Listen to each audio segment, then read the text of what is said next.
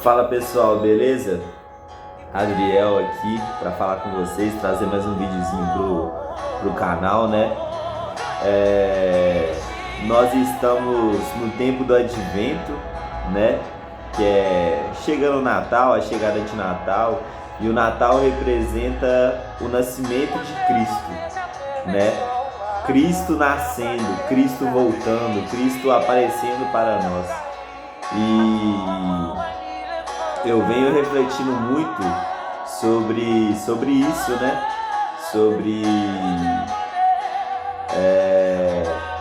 ontem me fizeram uma pergunta: como você está se preparando para a vinda de Cristo, para esse Natal? Que afinal o Natal tem várias coisas que englobam o Natal, presente, Papai Noel, mas pelo menos para mim, né, a comemoração do Natal ela é bem simbólica pelo nascimento de Cristo. É Cristo vindo até nós, né? E ontem me foi perguntado como que eu estou me preparando para essa vinda de Cristo, né? Eu vi uma pregação no YouTube de um pastor que eu gosto muito, e ele falava sobre o joio e sobre o trigo, a diferença entre os dois. E aí o rapaz perguntou assim: não, mas qual que é a diferença do joio e do trigo? Porque eles são muito parecidos, eles são muito iguais. E aí o rapaz falou: a diferença é que eu não lembro mais qual que é, mas o joio ou o trigo, quando bate o vento, eles se dobram, né, cara? E o outro não, se dobra. Essa é a diferença do joio e do trigo. Quando bate o vento ali, um deles se dobra. E essa eu vejo que é a diferença de várias pessoas que têm fé em alguma coisa, né? Porque a partir do momento que eu tenho fé numa força maior, né? Que eu acredito em Jesus, que eu acredito em Deus, eu devo me dobrar, né, cara? Eu devo me prostrar. Eu devo acompanhar esse mestre, né? Que uma das passagens que eu gosto muito na Bíblia fala da mulher do fluxo de sangue, né? Ela tinha uma fé tão perpétua ali que mesmo ela correndo risco por fazer aquilo que ela fez, mesmo ela, né, se arriscando muito, ela sabia que se ela tocasse só na roupa que Jesus vestia, ela ia ser curada, né? E eu acho que esse tempo do Advento, ele tem muito a ver com isso, né? Eu pensar assim que se eu me aproximar um pouco de Jesus, um pouco não, mas se eu me aproximar de Jesus, ele vai me curar, né, cara? Das minhas feridas, das minhas chagas, vai colocar, sabe? Aquelas feridas abertas vão cicatrizar, né? E eu acho que outra reflexão muito interessante de se fazer também é pensar assim, cara, se Jesus, não tô falando que eu sou santo, né, que eu tô, sabe? Mas eu acho que uma reflexão boa de pensar é, cara, se Jesus voltasse hoje, né, cara? Nesse momento agora, sabe? Porque na Bíblia fala que ele vai voltar, né? E aí Jesus voltasse hoje, será que assim eu estaria preparado para isso, né? Ou será que eu fiquei, sabe, que eu perdi tempo, né? Eu acho que, sabe, hoje em dia as pessoas, o mundo está muito desvirtuado de várias coisas. Eu fui uma pessoa que eu já fui muito perdido nesse mundo, né? E eu penso assim que as pessoas elas precisam de algo que as guie, né? Que as mostre qual que é o caminho certo, né? Eu acho que assim, Jesus ele é tão importante porque quando Jesus estava encarnado, né? Deus que se fez carne, ele era esse guia para as pessoas acreditavam nele, né? Porque hoje as pessoas, elas, como joio, como trigo, elas se dobram com o vento a favor de outras coisas, né? De dinheiro, de prestígio, de fama, de poder, né? Mas eu penso assim, sabe? Nós já somos tão falhos e tão pecadores, né, cara? Tão arruinados assim, só de natureza, né? Porque o ser humano, ele tem essa natureza que é uma natureza rebelde, né, cara? E eu penso assim, eu preciso estar perto de Jesus.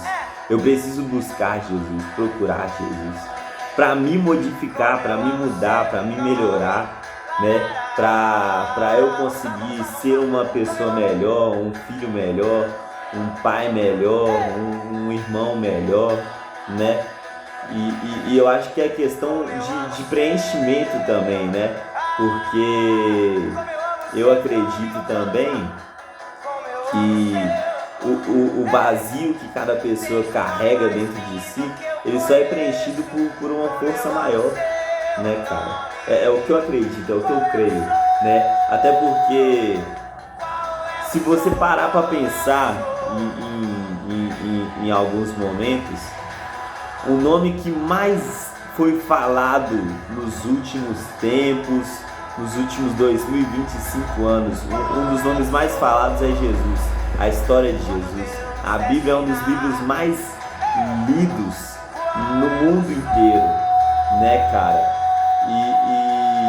E eu penso assim, é uma coisa que não tem como eu, pelo menos, ignorar que há muito tempo atrás veio um ser aqui onde eu existo, onde eu fico, e esse ser falou: eu sou o Filho de Deus, né, cara? Ele curou e ele fez milagres, ele andou por cima das águas, ele parou tempestades, ele multiplicou pão, ele multiplicou peixe, ele andou por cima das águas, transformou água em vinho, sabe? Ele morreu e ressuscitou no terceiro dia, né? Eu acho que assim, hoje as pessoas, elas vivem como se isso não fosse algo que faz parte da história delas, que faz parte da vida delas. Hoje as pessoas existem e não são vinculadas a isso, né? Não tem vínculos com Jesus, né?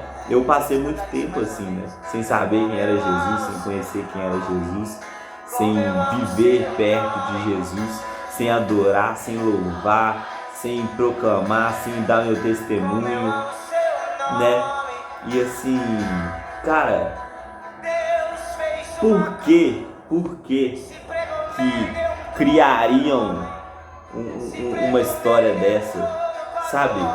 Porque quem teria, sabe? Acho que um ponto importante disso é você pensar a qual o nível da verdade nisso, nessa história, que Moisés abriu o mar, que vieram pragas no Egito contra Faraó.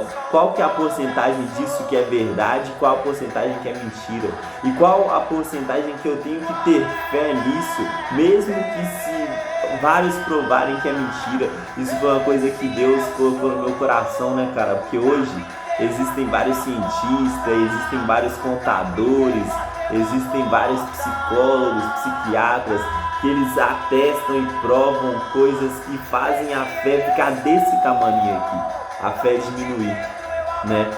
E assim, independente de provas, independente de atestado, eu escolho hoje, é uma decisão, acreditar e ter fé, sabe? Que existiu um Messias, que existiu um Salvador, que existe um Messias e que existe um Salvador, né?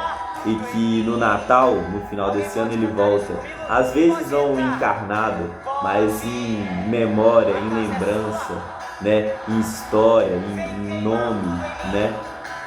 Só queria passar aqui para deixar essa reflexão para você, né, cara? Sabe, quem volta no Natal? Quem que nós temos que renovar a nossa fé nesse Natal? Sabe, quem é o seu rei, quem é o seu salvador, qual que é o fato quando você está no mar, quando você está no oceano, né, cara? Você tá com o seu barco no meio da tempestade, tá tudo escuro. Qual que é o farol que você olha? Pra onde é a luz que você olha, que ela te guia, né, cara? Quando você tá naquele, sabe, túnel escuro, né, cara? Que você não consegue mais ver saída. Qual que é aquela luz no final do túnel, né, cara?